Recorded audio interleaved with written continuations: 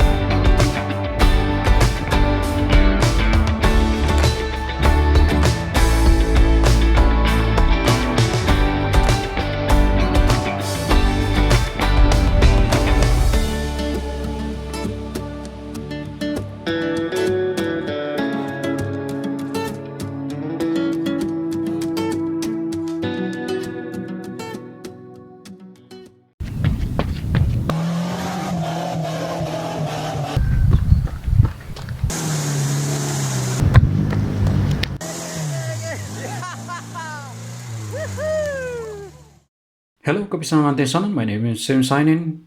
See you again and thank you for visiting, watching, like and comment. In this video, I will talk about my full review on the Antelope running shoe. First of all, the disclaimer that I have to say is that I purchased this shoe with my own money during the sale and using a shop discount to get the cheaper price. This video is my own content and I'm not an expert, but just an ordinary runner. Everything I said in this video is my honest review after using the shoe up to 100 km, so that full review can be made. This video is not a promotion, but more like a running content. Before I continue, here are my runs using the shoe up to 100 km. In my run using the shoe, I mostly run more than 10 km easy runs, speed sessions. Also, I did 2 long runs, one with 27 km and another is half marathon. What I can say about this shoe after 100 km, it has pretty good performance and capable of short runs, long runs and some speed runs. I can say that this shoe is durable in the upper but not quite in the outsole. After 100 km, we can see the wear in the outsole, specifically in the middle near to the forefoot. This shoe is stable and the shoe probably needs some break-in period because in all of my runs I got small blister near to the toe ball on both of my feet. I believe it's due to the high midsole wall near to these locations. I will talk again about this later on. The carbon plate in my experience has no notable effect. It's like nothing other than the midsole that provides ground feel, cushioning and some energy return on every stride. Next, I must explain my expectations when I buy this shoe because there is not much information on the shoe. So my expectations for the carbon plate is at least half length at the forefoot, maybe similar to Asics Magic Speed. However, my expectation is wrong. I will first talk about the carbon plate in the shoe. About the length and the positions of the carbon plate as shown in this video, this is my visualization of the carbon plate. The length is not a full length, and it's approximately about 12 cm, 12 centimeter in the length and shaped like Y, something like this. In the inside of the shoe, it is positioned in the center. Okay, in the center of the shoe, exactly the surface below the arch. So in this inside of the shoe, we can see that the placement, the locations of the carbon plate. So I actually mark the positions. So this, the shape of this is somehow something like this in the shoe. This plate is almost like a shank that is normally used by certain shoes to provide support and structure that is strong enough for torsion support. So torsion is actually the movement in the foot from the ankle to the midfoot area. So normally shoes with a shank will not bend easily in the center but at the forefoot. According to the footankle.com, there are three qualities for stable shoes, which are: number one, rigid heel counter. Now, second is difficult to twist. So this shoe can be twisted easily. So this is like more like a normal shoe or neutral shoe. And number third is bend in the forefoot, not in the middle. So this Antelope does not qualify on the third quality, which bend easily in the middle. So we can bend this fully. So I'm not an expert. I assume that they try to achieve some of the support for outward or inward movement during the run by using the carbon plate. I can say that the placement of the plate in the surface is for minimal support, but not really for the energy return.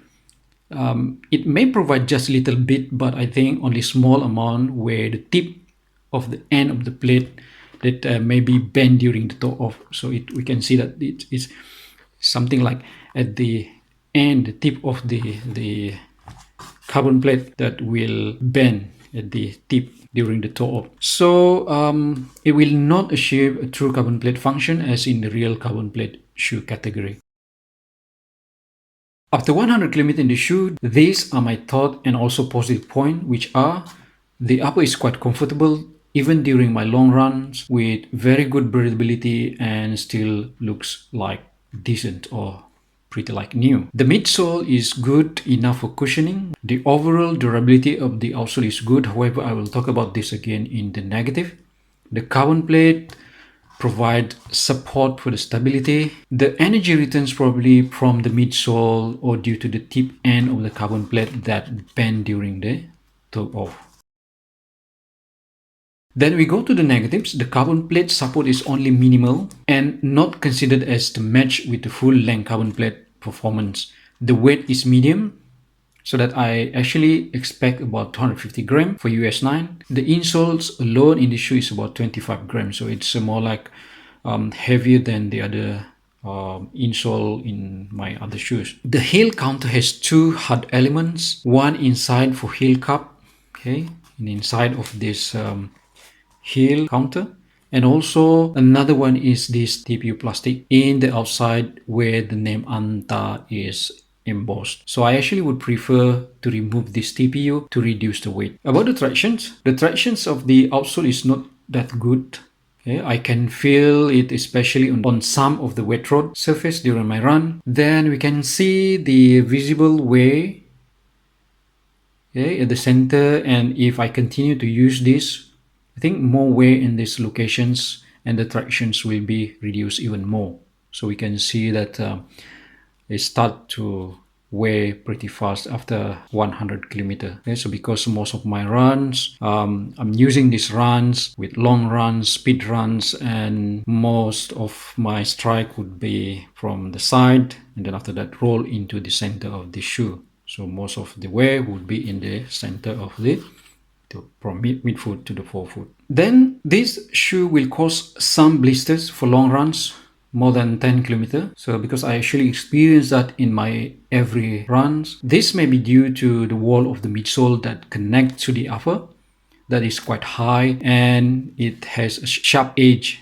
Okay, so this is the location that I got. Normally I got the blisters, small blisters in this location. So Anta work out on this issue to minimize or avoid altogether the blisters in this area. What are my conclusions on this shoe? First, This shoe overall is good and perform for its price, breathable and durable. Then the shoe is good for run between 5 to 10 km easy, some speed session and some long runs. I'm not saying that it's perfect for speed run, but at the pace that you are comfortable with. I have done quite a number of speed sessions and I was actually struggling to keep up my tempo pace or faster pace, but it is possible. Next, this shoe may be good for runners that need stability shoe. As for the carbon plate shoe category, I think it is far than it can be in this category because the length, the stiffness and the placement. The carbon plate in the shoe is more like anti-torsions or something like a shank to support it but very minimal. So you can't really feel the carbon plate in the shoe. If you are looking for the shoe that is multi-purpose, daily trainer, then this shoe could serve for you. Now, I would like to discuss briefly about the similarities and differences with another carbon fiber running shoe, which is the XTEP 160x, the version 1, because I think that both of these shoes are almost similar.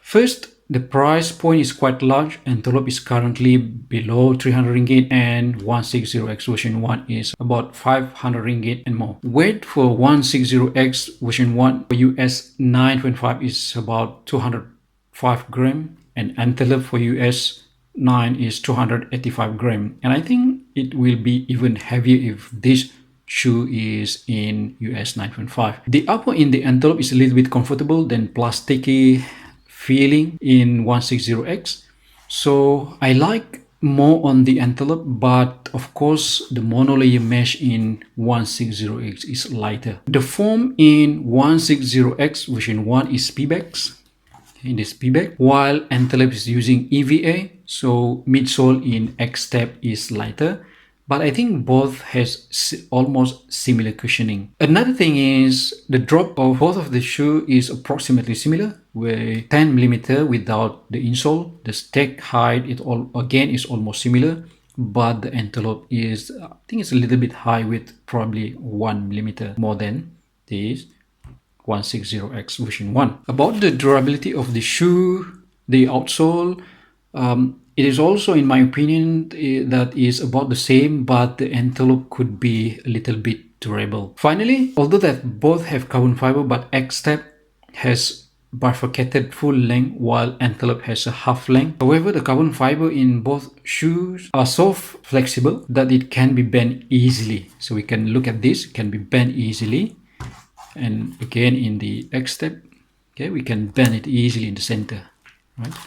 So I feel that I hardly noticed that I'm running in a carbon plate shoe in a XTEP 160x, the version 1, and it is the same as Antelope. It feels like just a normal shoe. So I can conclude that both shoes are almost similar, only that 160x is way lighter than Antelope for real racing or competitions. I think for the price, the Antelope win, but if you are racing 5k or 10k, then this 160x version 1 could be the choice and trend with the Antelope. However, at the price point of the 160x 1.0, another choice can be on the table, that it could be the Asics Magic Speed. Last one, I think there is a questions in my previous unboxing video related to which is better, this Antelope or shoe lineup from 910 where this Haze or this Guess Accident. It is hard to answer actually, but my take is for the price point, the 910 could be the choice because they're capable. Yes, of course they're capable. But for the little bit of performance in and the upper, I think this Antelope could be the choice. However, again, it will back to the personal preference. So I think that's all my honest review of the shoes, and I hope that this will give you some information before you buy the shoe. Until we meet again in other videos, take care, keep running, and see you again next time. Thank you. Bye-bye.